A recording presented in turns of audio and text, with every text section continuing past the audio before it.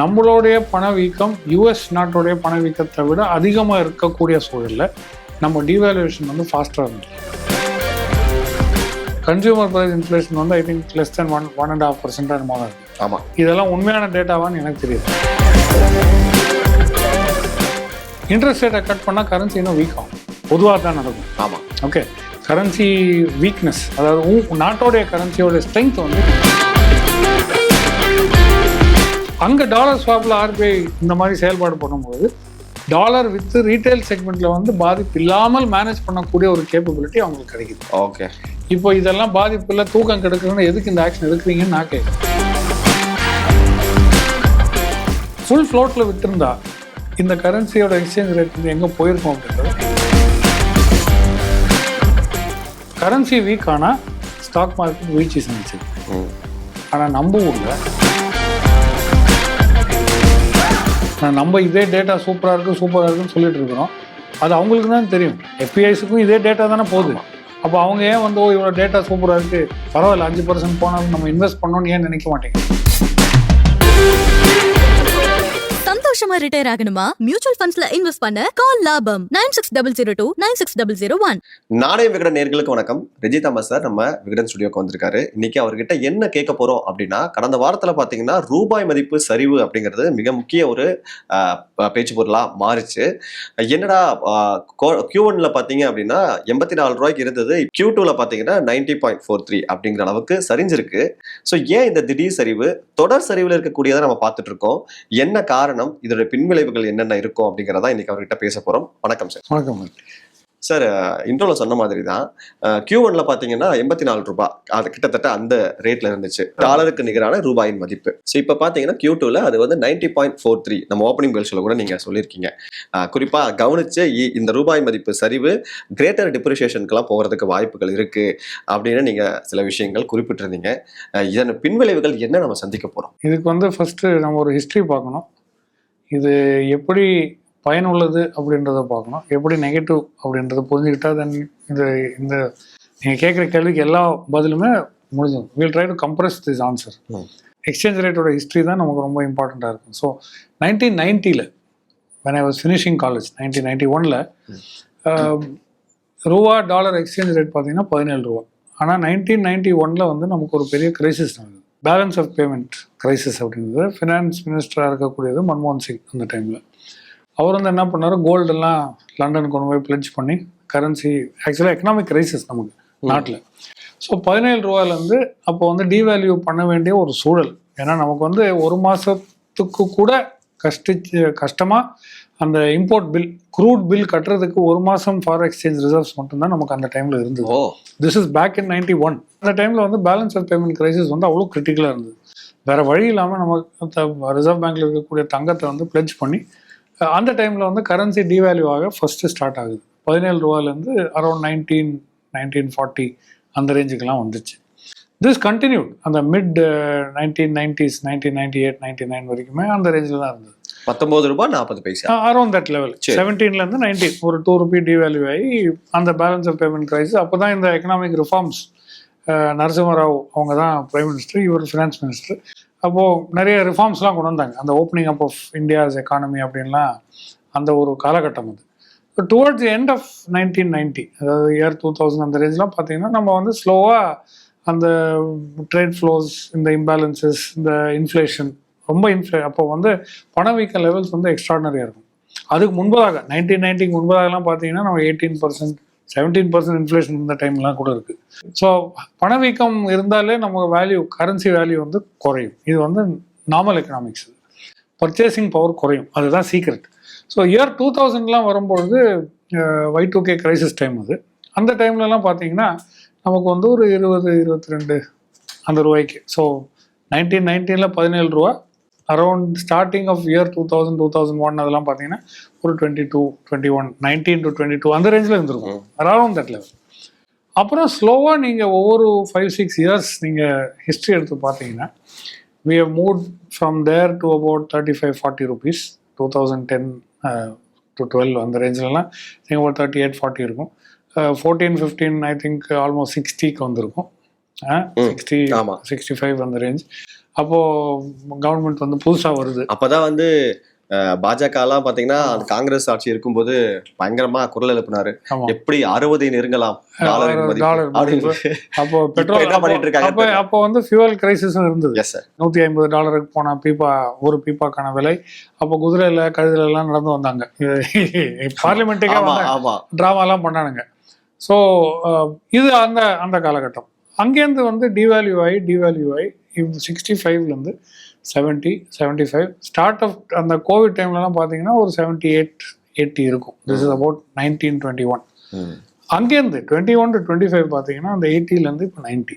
That's a very steady depreciation of Indian rupee. இதுதான். So இதில் காரணங்கள் அப்படின்னா ஃபாரின் ஃபண்ட் ஃப்ளோஸ் ஒரு காரணம், பர்சிஸ்டன்ட் இன்ஃப்ளேஷன்.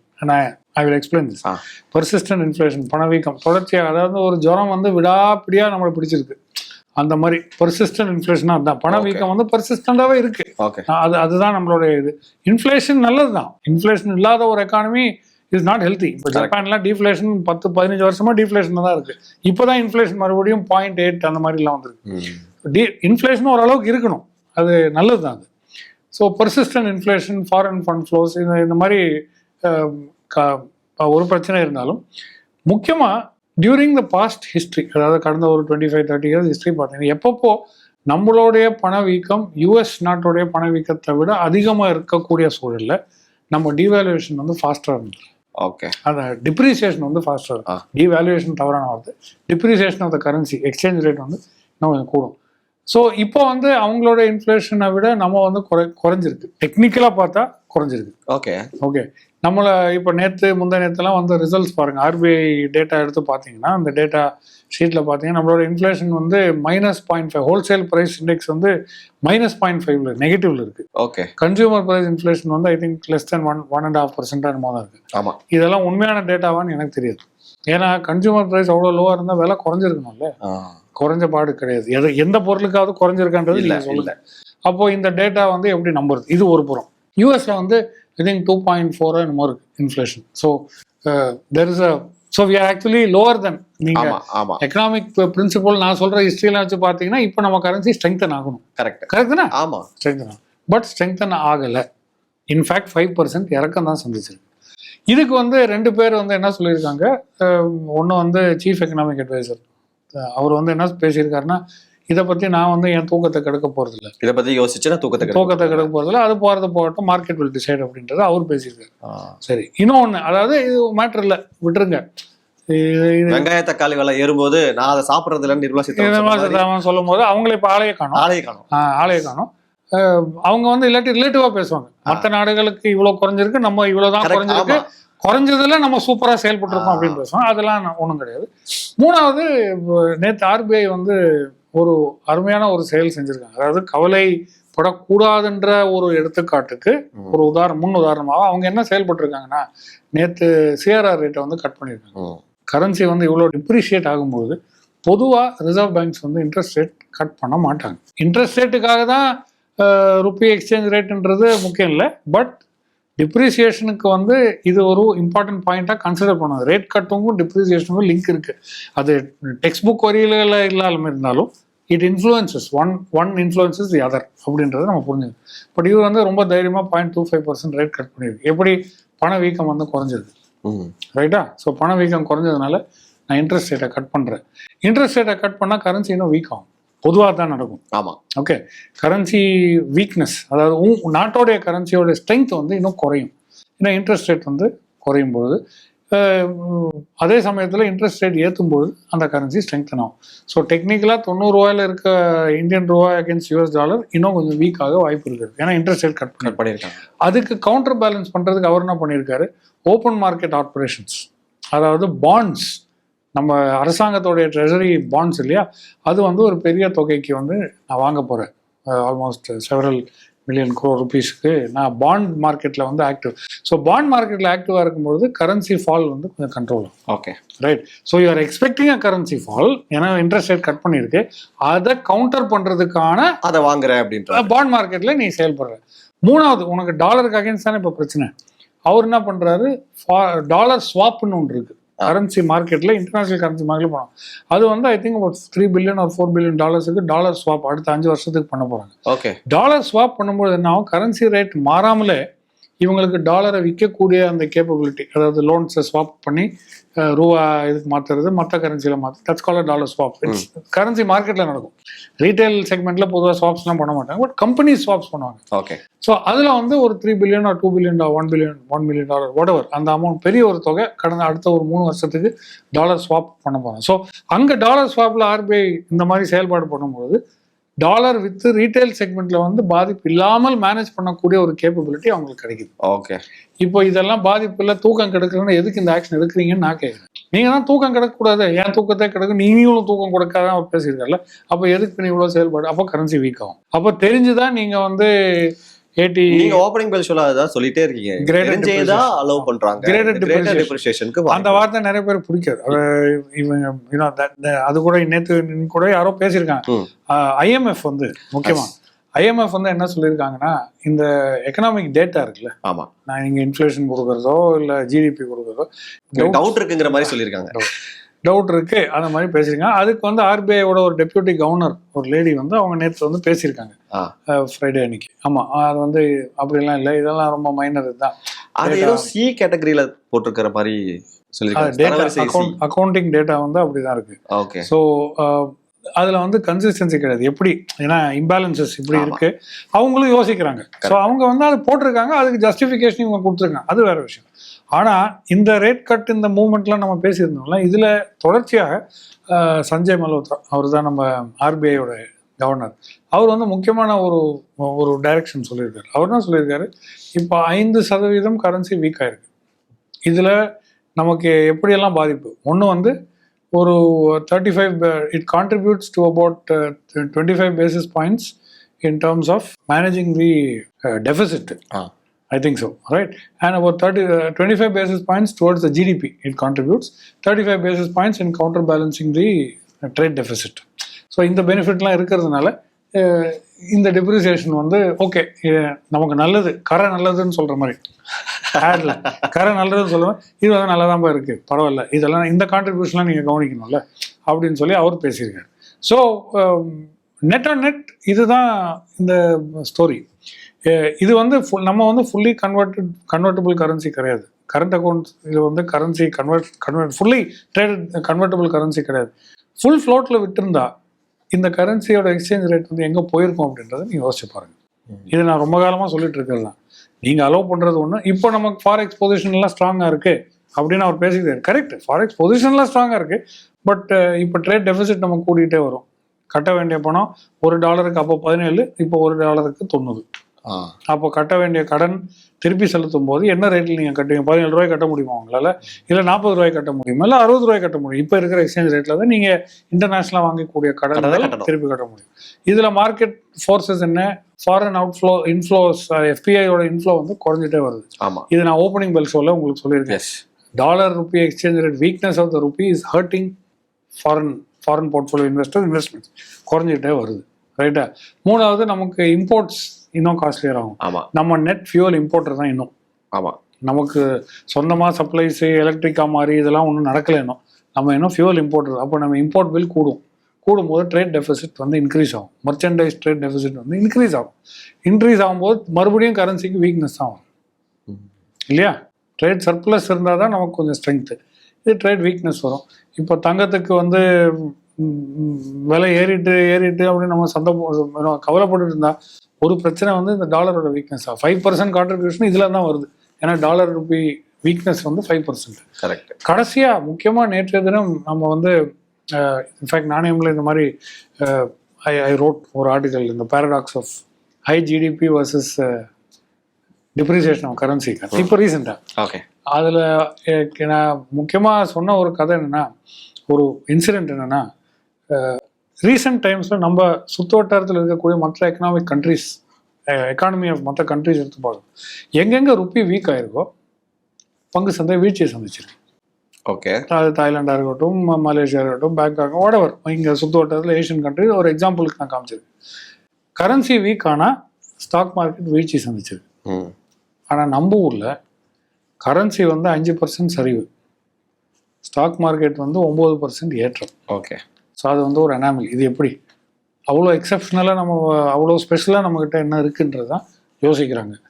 நம்ம சந்தோஷப்படலாம், நம்மளோட எக்கனாமிக் இண்டிகேட்டர்ஸ் அண்ட் ஃபண்டமெண்டல்ஸ் வந்து ஸ்ட்ராங்காக இருக்குது அப்படின்றத நம்ம யோசிச்சுக்கலாம் கார்த்திக். பட் நெட் எஃபிஐஸ் வந்து புல் அவுட் ஆகிட்டே இருக்குது. ஸோ நம்ம சொல்கிற எக்கனாமிக் ஃபண்டமெண்டல்ஸ் அவங்க நம்பலையா? நம்ம நம்பலாம். நம்ம நாடு வந்து சூப்பராக இருக்குது, கரெக்ட் தான். பட் அந்த எக்கனாமிக் இண்டிகேட்டர்ஸ் வந்து நேற்று ஆர்பிஐ கவர்னரும் சொன்னது தான், சில இர்ரேஷனாலிட்டிஸ் அப்படின்றது இருக்கலாம் நம்ம டேட்டாவில் அப்படின்னு. ஆனால் நம்ம இதே டேட்டா சூப்பராக இருக்குன்னு சொல்லிட்டு இருக்கிறோம். அது அவங்களுக்கு தான் தெரியும். எஃபிஐஸுக்கும் இதே டேட்டா தானே போகுது. அப்போ அவங்க ஏன் வந்து இவ்வளோ டேட்டா சூப்பராக இருக்குது, பரவாயில்ல 5% போனாலும் நம்ம இன்வெஸ்ட் பண்ணணும்னு ஏன் நினைக்க மாட்டேங்கிறாங்க? தொடர்ந்து வெளியேற்றிட்டு தான் இருக்கிறாங்க. And that is the net result of whatever is happening. So it's going to hurt us. நமக்கு டெஃபினெட்லாக பாதிப்பு இருக்குது. இப்போ வெளிநாட்டுக்கு ஒரு மெடிக்கல் ட்ரீட்மெண்ட் போகிறீங்க, ஒரு சுற்றுலா பயணத்துக்கு போகிறீங்க, ஒரு படிப்புக்காக போகிறீங்க, அது ஃபீஸ் கட்டுறதும் சரி, எல்லாத்துக்குமே நமக்கு இன்னும் எக்ஸ்பென்சிவாக தானே ஆகுது. கரெக்ட். போக வேணான்னா இதனால போகாத அப்படின்னு சொல்கிறது ரொம்ப ஈஸி. பட் அந்த மாதிரி ஆசையும் கேப்பபிலிட்டி இருக்கிறவங்க வந்து போய் படிக்கட்டுமே, இதில் என்ன தவறு இல்லையா? ப்ரெஸ்டீஜியஸ் இன்ஸ்டிடியூஷனில் நம்ம இன்ஸ்டிடியூஷன்ஸ் குறைவாக நான் பேசலை. பட் வெளிநாட்டில் இருக்கக்கூடிய இன்ஸ்டிடியூஷனில் கிடைக்கும் பொழுது ஏன் அவங்க வந்து இப்போது ஃபீஸ் வந்து கேன் ஜஸ்ட் சேஞ்ச்னா, அப்போ $10,000 வந்து $80 கட்டுறதும் $10,000 $90 கட்டுறதும் வந்து சேஞ்சஸ் ட்ராமேட்டிக்லி. கரெக்ட். அவுட்ஃப்ளோஸ் நமக்குமே அவுட்ஃப்ளோஸ் வந்து மாறுது இல்லையா? It hurts everybody. இதெல்லாம் பாதிக்கப்படும். எல்லாருக்கும் பாதிக்கும். இப்போ ஏற்றுமதி நீங்க ஓப்பனிங் பெல் சொல்ல ஒரு டைம் சொல்லி எக்ஸ்போர்ட் பண்றவங்களுக்கு பெனிஃபிட் இருக்கு. இப்போ ட்ரேட் வார்னால போட்டிருக்க டாரிஃப்ல வந்து நம்ம கொஞ்சம் கட் கிடைக்கும் அப்படின்லாம் நீங்க கொஞ்சம் பெட்டரா மார்க்கெட் ஷேர் வந்து வேணா கிடைக்கலாம் Karthi. You may get newer markets, products வந்து கொஞ்சம் சீப்பராக இருக்கும். சரி. ஏன்னா நமக்கு 50% டாரிஃப் இருக்குது, மற்ற நாடுகளுக்கு 15% டாரிஃப் இருக்குது. அந்த டிஃபரன்ஷியல் வந்து இந்த கரன்சி கெயினில் தான் நம்ம பண்ணணும். ஓகே, பட் அது மட்டுமே ஒரு ஒரு அண்டர்லைங் ஃபேக்டராக வச்சு இதை மேனேஜ் பண்ணக்கூடாதுல்ல. இவ்வளோ வளர்ச்சி இருந்தால் ஏன் ருப்பி ஸ்ட்ராங் ஆகலை அப்படின்றது தான் என்னுடைய கேள்வி. அது ஆகணும், அதுதான் உங்களோட பேச்சுமே இல்லையா? ஆமா. இப்போ சிதம்பரம் சார் ஒரு டைம் சொல்லியிருந்தாரு, நல்லா ஞாபகம் இருக்கு. இவங்களுக்கு தகுந்த மாதிரி ஃபார்முலாஸ் எல்லாம் வளர்ச்சிக்கிறாங்க அப்படிங்கிற பேசியர்லாம் மாற்றுவாங்க. ஆமா பண்ணியிருக்காங்க. பண்ணதுனாலதான் இந்த பிரச்சனையெல்லாம் சந்திக்கிறோமா சார்? ஆமா, இருக்கும். மாற்றங்கள் இல்லாம அந்த பேசியர் மாற்றங்கள் இல்லாம எல்லாம் நம்மளால இருக்க முடியாது. சரி. ஏன்னா ஒரு இண்டெக்ஸோடைய பேஸே வந்து மாறுது இல்லையா? பிரிக் அண்ட் மோட்டரா இருந்தது, ஐடி கம்பெனிஸ் மாதிரி ஃபினான்ஸ் அண்ட் அதோட கான்சென்ட்ரேஷன் பாருங்க. ஆமா. ஃபினான்ஸ் அண்ட் பேங்கிங் அதுதான் மெயின் ஸ்டேயா இருந்து இப்போ ஏஐக்கு மாறிட்டு இருக்கோம் இன்டர்நேஷனலா. ஆமா. ஸோ மாற்றங்கள் வந்து வரும். அதே மாதிரி நமக்கும் பேசியர்ஸ் அதுக்கு ஏற்ற மாதிரி மாற வேண்டும். பட் இப்போ நீங்க யோசிச்சு பாருங்க கார்த்தி, நான் 2019-20 பேஸ் இயரா எடுக்க போறேன். எடுத்தேன்னு வைங்க. சரி. என்னோட வளர்ச்சி பர்மனெண்டா சூப்பர் ரேட்ல இருக்கும். ஏன்னா 2019-20 கோவிட் வந்துச்சு. அப்போ வந்து -6.5 or -10% growth எல்லா இடத்துலையும். அது நான் பேஸா வச்சா, நெகட்டிவ்ல இருக்கக்கூடிய பேஸை வச்சு நான் வந்து ப்ரொஜெக்ட் பண்ணினா வளர்ச்சி எப்பவுமே எனக்கு சூப்பராக தானே இருக்கும். கரெக்ட். 0 அடிக்கிற மேட்ச்ல இருந்து ஒரு பேஸா வச்சுட்டு பாருப்பா, நான் ஒவ்வொரு மேட்ச்லையும் 10 ரன் தான் அடிச்சிருப்பேன்.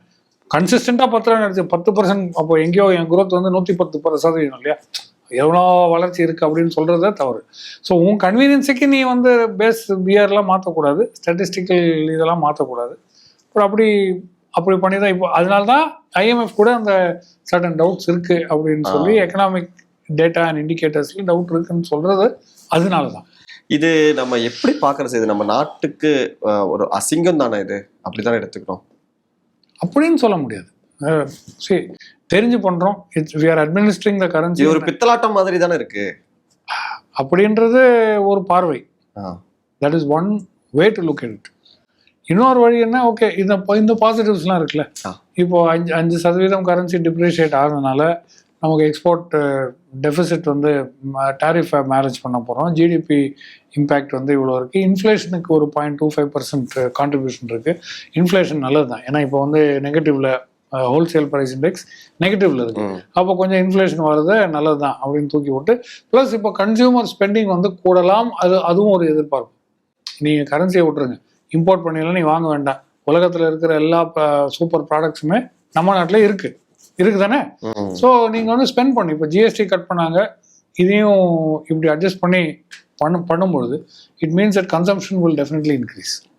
கன்சம்ஷன் இன்க்ரீஸ் ஆகும்பொழுது அது ஒரு கான்ட்ரிபியூட்டர் டு ஜிடிபி. அந்த 0.25% or whatever contributes to GDP. So that is their way to look it. இப்போ நீங்கள் வந்து இது அசிங்கன்னு பார்க்குறீங்க, அவங்க வந்து இந்த எக்ஸ்பிளனேஷன் வந்து கவுண்டராக கொடுக்குறாங்க. அது கெட்டதுதான், கெட்டதுலயும் ஏதோ ஒரு சில நல்லதுகள் இருக்கு கரை அப்படின்னு நல்லதுதான். சொல்லி சமாதானப்படும். கரை நல்லதுதான் கருத்து, அதுதான் உண்மை. Okay sir. அதாவது ரூபாய் மதிப்பு ஏன் தொடர் சரிவில் இருக்குங்கிறத ஒரு கேள்வி. அதுக்கு முன்னாடி ஒரு வரலாறு திரும்பி பார்த்து ஒரு டீட்டெயிலான ஒரு விளக்கத்தை, இந்த நன்மைகள்லாம் இருக்கு, இந்த பாதிப்புகள்லாம் இருக்கு அப்படிங்கிறத அக்கு வேற ஆணி வேற பிரிச்சு சொல்லியிருக்கீங்க. Thank you so much. தேங்க்யூ. சந்தோஷமா ரிட்டையர் ஆகி லைஃப் என்ஜாய் பண்ணணுமா? நிபுணர்களின் துணையோடு மியூச்சுவல் ஃபண்ட்ஸ்ல இன்வெஸ்ட் பண்ண கால் லாபம் 9600296001.